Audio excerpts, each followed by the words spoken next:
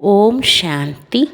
இன்று அறிவோமா ஆன்மீகம் பகுதியில் நேர்மறையான தகவல்களை வைத்து நேர்மறையான விதியை உருவாக்குதல் என்கிற தலைப்பின் 2ஆம் பாகத்தை பார்க்கலாம்.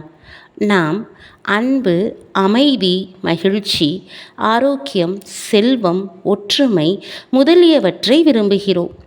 நம்முடைய விதியை மாற்றுவதற்கு சரியான எண்ணங்களை உருவாக்க வேண்டியது அவசியமாகும். மேலும் அதை இயல்பான முறையில் நிகழ வைக்க வேண்டும்.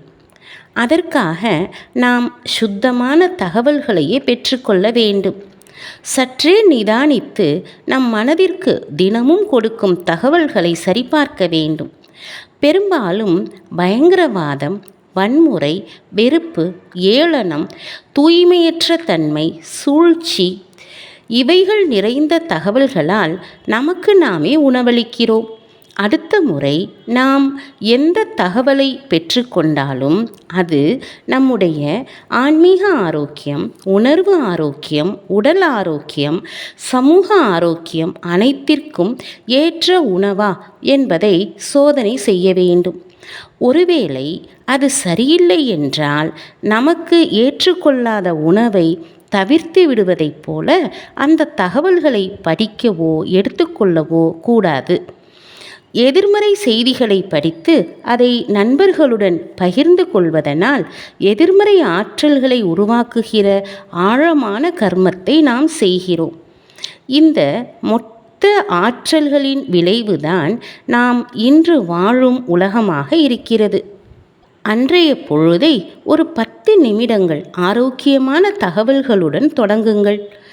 இந்த பயணத்தில் ஆன்மீக செய்திகள் நம்முடைய நண்பனாக இருக்கும்.